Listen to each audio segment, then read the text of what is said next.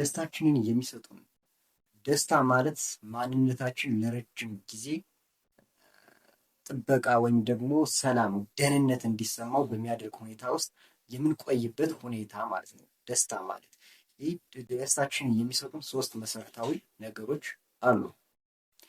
የመጀመሪያው ነገር የምናስበው ሀሳብ ነው። የምናስበው ሀሳብ ደስታችን የሚሰጠው እንዴት ነው መሰላችሁ? መልካም ሀሳብ ስናስብ ደስታችን እናገኛለን። ነገሮች መጥፎ ሆነው እኛ እንዴት መልካም ሀሳብ ማሰብ እንችላለን ነው ዋናው ነገር። ወይም ደግሞ እንዴት መጥፎ ነገሮች መልካም ሀሳብ እንድናስብ በሚያደርግ ሁኔታ ውስጥ ሊያቆዩን ሊችሉ ይችላሉ የሚል ጥያቄዎች ናቸው የሚነሱት። ይህ እንዴት መሰላችሁ? አእምሮ በአዎንታዊው ዓለም ያለውን ነባራዊ ሀቅና ወይም እውነታውን ነገርና በሀሳባዊ ዓለም መካከል ያለውን ነገር መረዳት አይችልም። አእምሮ የሚረዳው በሀሳባዊ ዓለም ያለውን ነገር ብቻ ነው እንጂ ነገሮች ምድር ላይ ምን እየተከናወኑ እንደሆነ እውነታው ዓለም ላይ ወይም ደግሞ ነባራዊ ሀቅ ላይ ያለውን ነገር አእምሮ አይረዳም። አእምሮ የሚረዳው ሀሳባዊውን ዓለም ነው። ለዛ ነው መልካም ነገር ማሰብ ያለባችሁ።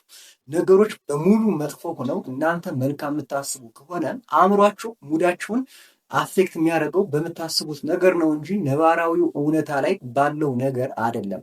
ነባራዊ እውነታ ላይ ያለው ነገር ሁሉም ነገር የተትረፈረፈና የሞላ ሆኖ በጣም ቅንጡ መኪና እየነዳችሁ ቅንጡ ቤት ውስጥ እየኖራችሁ የምትፈልጉትን ምግብ እየተመገባችሁና የምትፈልጉበት ቦታ ላይ ከፍላችሁ መዝናናት እየቻላችሁ አእምሯችሁ ግን ሰላም ላይሰማው ይችላል። ያ ደግሞ ምንድን ነው? ባለው ነባራዊ ሁኔታ ምክንያት ሳይሆን አእምሯችሁ ውስጥ በምትፈጥሩት ሀሳብ ማለት ነው። አእምሯችሁ ውስጥ ደጋግማችሁ የምታስቡት ሀሳብ ውሏችሁን፣ እንቅስቃሴያችሁን፣ ድርጊታችሁና ውጤታችሁን ተጽዕኖ ያሳድርበታል።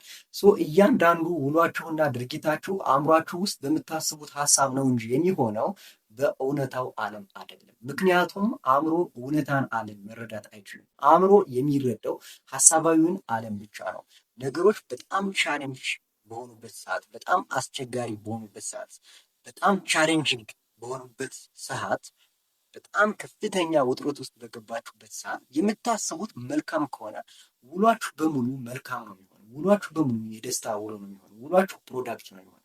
መጥፎ ነገር የምታስቡ ከሆነ በጣም መጥፎ ገጠመኞችን ኤክስፔሪንስ ልታደርጉ ትችላላችሁ። ወይም ደግሞ የሙድ መረበሽ ሊያጋጥማችሁ ይችላል። ለምሳሌ በጠዋት የምትሰሙት መዝሙር ወይም ሙዚቃ የሀዘን የእንጉርጉሮ ከሆነ ዜማው የሆነ የመሰበር ስሜት የሚሰማ የሚያደርግ ከሆነ ሙሏችሁ በሙሉ የድብርት ውሎ ነው የሚሆን። ለምሳሌ ሰራተኞች ከሆናችሁ ዘግይታችሁ ወደ ስራ ልትገቡ ትችላላችሁ። ከገባችሁ በኋላ መስራት ያለባችሁን ያህል ስራ ላሰሩ ትችላላችሁ። ደብሯችሁ ወይም ራሳችሁን አሟችሁ አልመቻችሁ ብሎ ከስራ ቀድማችሁ ልትወጡ ትችላላችሁ። ያ ማለት ደግሞ በቀን ውስጥ መስራት ያለባችሁትን ስራ አልሰራችሁም ማለት በቀን ውስጥ ማግኘት ያለባችሁን ውጤት አላገኛችሁም ማለት ነው። ያ ማለት በእያንዳንዱ ቀን ውስጥ እየተደጋገመ ሲሄድ ከ5 እና ከ10 ዓመት በኋላ የሚኖራችሁን ውጤት አፌክት ያደርገዋል ማለት ነው። ከ5 እና ከ10 ዓመት በኋላ የሚኖራችሁ ውጤት ወይም መድረሻችሁ ሊላችሁ ይችላል። ዲፔንድ የሚሆነው በእያንዳንዱ ቀን ውስጥ ባላችሁ ድርጊት ድሮፕ የምታረጓት እያንዳንዷ ዋጋ ናት። ከ5 እና ከ10 ዓመት በኋላ የእናንተ ውጤት ወይም ደግሞ መዳረሻ የምትሆነው ማለት ነው። ስለዚህ በጠዋት ስትነሱ የምትሰሙት መዝሙር የምትሰሙት ሙዚቃ እናንተን ለስራ የሚያነቃቃ በእናንተ ውስጥ የደስታ መንፈስ የሚዘራ መሆን አለበት ማለት ነው። ወይም ደግሞ በጠዋት ስትነሱ የምታስቡት ሀሳብ ወይም በየትኛውም ሰዓት ቢሆን በቀን ውስጥ የምታስቡት ሀሳብ መልካም ሀሳብ፣ ይቻላል፣ አደርገዋለሁ፣ ይሆናል፣ ነገ መልካም ነው፣ እግዚአብሔር ያግዘኛል፣ ከችግሬ እግዚአብሔር ይበልጣል የሚል መልካም ሀሳብ መሆን መቻል አለበት። ይህ መልካም ሀሳብ እያንዳንዱ ቀናችሁ ውስጥ ያለውን እንቅስቃሴያችሁን፣ ስራችሁን፣ ውጤታችሁን አፌክት ያደርገውና እናንተ ወደምትፈልጉት ውጤት ይመራችኋል ማለት ነው። አእምሮ የሚረዳው እንዳልኳችሁ እውነታውን ነገር ሳይሆን የምታስቡትን ነገር ነው። ሁለተኛ ደህንነት እንዲሰማችሁ ወይም ደግሞ ደስታ እንዲሰማችሁ የሚያደርጋችሁ ነገር ከሰዎች ጋር ያላችሁ ማህበራዊ ግንኙነት ጠንካራና ትርጉም ያለው መሆን መቻል አለበት። ከሰዎች ጋር ያለን ግንኙነት ጠንካራና ትርጉም ያለው ማለት ምን ማለት ነው ካላችሁኝ፣ አንድ ክፍት ቦታ ወይም ክፍት አዳራሽ ወይም ክፍት ቤት አብሯቸው ውስጥ ሳሉ እዛ ክፍት ቦታ ላይ ወይም እዛ ክፍት አዳራሽ ላይ ከላይ አረንጓዴ ወንበሮችን ደርድሯቸው፣ ከዛ አረንጓዴ ወንበሮችን ደርድራችሁ ከጨረሳችሁ በኋላ መሀል ላይ ከታች ቢጫ ወንበሮችን ደርድሯቸው። እነዚህን ቢጫ ወንበሮች ደርድራችሁ ከጨረሳችሁ በኋላ ከታች ቀይ ወንበሮችን ደርድሯቸው። ከላይ ወደ ታች የምታዩት አረንጓዴ፣ ቢጫ፣ ቀይ የሆነ ትርጉም ያለው ለአእምሯችሁ ደስታ ሊሰጥ የሚችል ወይም ደግሞ ብቻ ትርጉም ያለው ወይም ደግሞ አትሊስት በስርዓት የተደረደረን የሆነን የቀለም አይነት ሊወክል የሚችል አቀማመጥ ያሳያችኋል ማለት ነው። አረንጓዴ፣ ቢጫ፣ ቀይ ነገር ስታዩ ቀስተ ደመና ልታስቡ ትችላላችሁ። ስርዓት ይዞ የተቀመጠን የቀለም አይነት ልታስቡ ትችላላችሁ። ወይም ደግሞ የኢትዮጵያ የምትባለን ሀገር ባንዲራ ልታስቡ ትችላላችሁ። ብቻ አእምሯችሁ ውስጥ ስርዓት ያለው ትርጉም ያለው ሀሳብ መምጣት ይጀምራል ማለት ነው። ነገር ግን እነዚህን ወንበሮች አዘበራርቃችሁ ብታስቀምጡት ቢጫውን ከቀዩ፣ ቀዩን ከቢጫው፣ አረንጓዴውን ከቀዩ፣ ቀዩን ከአረንጓዴው አዘበራርቃችሁ ብታስቀምጡት ከወንበርነት ያለፈ የሆነ ትርጉም አይሰጣችሁም። ምናልባትም ምን አለበት በስርዓት ቢቀመጥ ብላችሁ ልታስቡ ትችላላችሁ ማለት ነው። ከሰዎች ጋር ያላችሁ ግንኙነት ወይም ደግሞ በሶሻል ህይወታችሁ ውስጥ በማህበራዊ ግንኙነት ህይወታችሁ ውስጥ ያላችሁ ጥምረት ልክ እንደ መጀመሪያው የወንበር አቀማመጥ ስርዓት የያዘ መሆን መቻል አለበት ማለት ነው። ቤተሰቦቻችን ሊይዙት የሚገባ የራሳቸው ከፍታም አላቸው። ያን ከፍታ ሊይዘው የሚገባ ሌላ ሰው የለም። ቤስት ፍሬንዶቻችን ሊይዙት የሚገባ የራሳቸው ከፍታ አለ ማለት ነው። ጓደኛ ሊይዘው የሚገባ የራሱ ከፍታ አለው።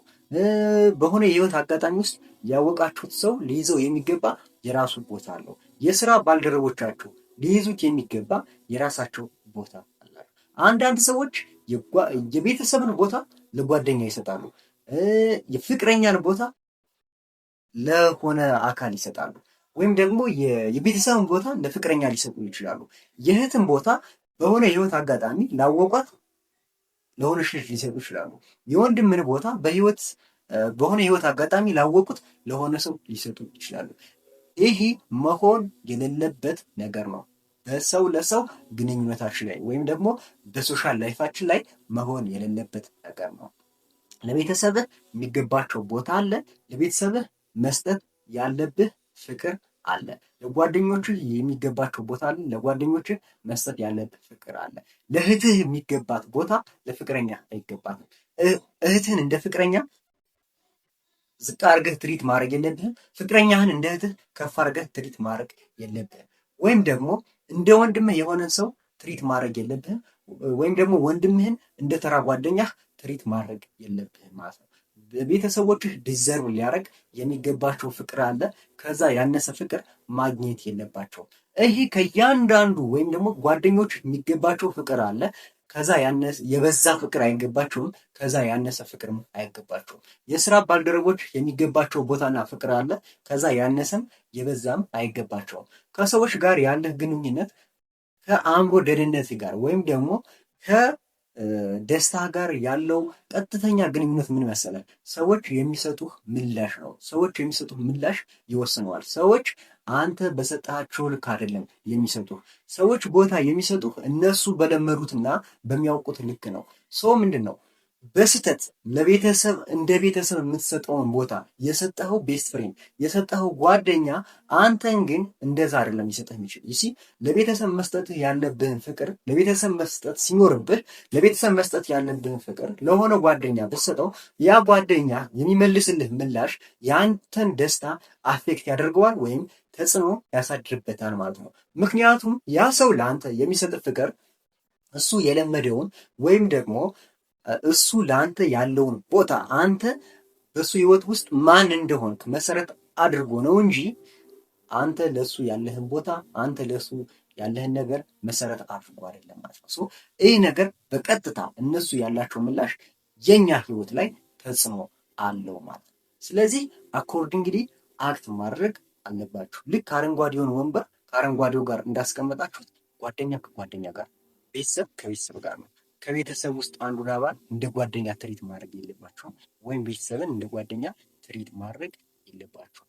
ለእህት የሚገባ ቦታ አለ፣ ለወንድ የሚገባ ቦታ አለ፣ ለጓደኛ የሚገባ ቦታ አለ፣ ለቤተሰብ የሚገባ፣ ለስራ ባልደረባ የሚገባ ቦታ አለ። በሚገባው ልክ ትሪት ስታደርጉ ሰዎችም እናንተም በሰዎች ውስጥ ያላችሁ ተቀባይነት እና በግንኙነቱ ውስጥ ያለው ዘለቄታ በጣም የተከበረና ግንኙነታችሁ ደግሞ ዘለቄታ ያለው ይሆናል ማለት ነው። ምክንያቱም አኮርዲንግሊ አክት ስታደርጉ ያጣሏችሁ ነገሮች፣ ረብሻ የሚፈጥሩ ነገሮች እየጠፉ ነው የሚሄዱ። ይኖር ከጓደኛ ጋር እንደ ጓደኛ ትሪት ስትደራረግ ይኖር ግንኙነታችሁ ለረጅም ጊዜ ነው የሚሆን።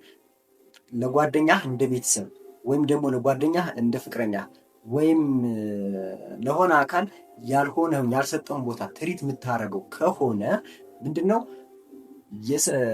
የሚገባኝ አይነት ምላሽ አላገኘሁም የሚል ምላሽ አንተ ጋር ይኖርና ሪሌሽንሺፑ ብሬክ አፕ ሊያደርግ ይችላል ማለት ነው። ስለዚህ እያንዳንዱ አካል ጋር ያላችሁ ግንኙነት ጠንካራና ሚኒንግፉል ወይም ደግሞ ትርጉም ያለው መሆን መቻል አለበት ማለት ነው። አንዳንዴ እንዴት መሰላችሁ ሰዎች እናንተ በሰጣችኋቸው ልክ አይደለም ቦታ የሚሰጧችሁ። ሰዎች እናንተ በሰጣችኋቸው ልክ አይደለም ፍቅር የሚሰጧችሁ። አንዳንድ ሰዎች ያደጉበት ቤተሰብን መሰረት ያደርጋሉ። ያደጉበትን አካባቢ ባህልና ወግን መሰረት ያደርጋሉ። ያደጉበት ቤተሰብ በጣም ፍቅር የሆነ ቤተሰብ፣ አቃፊ ቤተሰብ፣ ተንከባካቢ ቤተሰብ ከሆነ ትልቅ እህት ትልቅ ወንድማቸው በጣም አቃፊ ተንከባካቢ ከሆነ በአካባቢያቸው ያሉ ሰዎች ፍቅር ሰጥተው ካሳደጓቸው እናንተ ብትበድሏቸው ብታስከፏቸውም እንኳን ወይም እናንተ ማንም ብትሆኑ እንኳን በእነሱ ህይወት ውስጥ እነሱ የሚሰጡት ፍቅር ነው። በተቃራኒው ደግሞ የሚያደርጉ ልጆች አሉ። እህት ወንድም ትሪት በሚያደርጋቸው እየተገፉ ባደጉ ሪጀክት እየተደረጉ ያደጉ የአካባቢ ማህበረሰብ በሆነ ምክንያታቸው ሪጀክት የሚያደርጋቸው ሰዎች አሉ። ወይም ከምድር ተነስቶ ያለ ምክንያት ሪጀክት የሚያደርጋቸው ሰዎች አሉ። እነዚህ ልጆች የለመዱት ፍቅር የሚያውቁት ፍቅር የለም። ለእነሱ ምንም አይነት ነገር ብታደርጉ እናንተ በእነሱ ህይወት ውስጥ አስመሳዮች ወይም ጥቅም ፈላጊዎች ወይም ደግሞ በቃ ትርጉም የሌላችሁ ሰዎች ናቸው። ስለዚህ ለሰዎች አክት የምታደርጉበት መንገድ ከሰዎች ጋር ያላችሁን ሪሌሽን መሰረት ያደረገ መሆን መቻል አለበት። ፍቅረኛህን ትሪት የምታደርጋት እንደ ፍቅረኛ ነው። ጓደኛህን ትሪት የምታደርግ እንደ ጓደኛ ነው። ቤተሰብህን ትሪት የምታደርግ እንደ ቤተሰብ ነው። እስፔሻሊ የቤተሰብ ቦታ የቤተሰብ ነው። አንዳንዴ እንደ ወንድማቸው እንደ እህታቸው በጣም እንደዚህ መስሎኝ ምናምን እና ፋውል የሚሰሩ ልጆች አሉ ማለት ነው። ስለዚህ ከሰዎች ጋር ያላችሁን ሪሌሽንሽፕ ሁለተኛው ነገር ምንድን ነው ማለት ነው?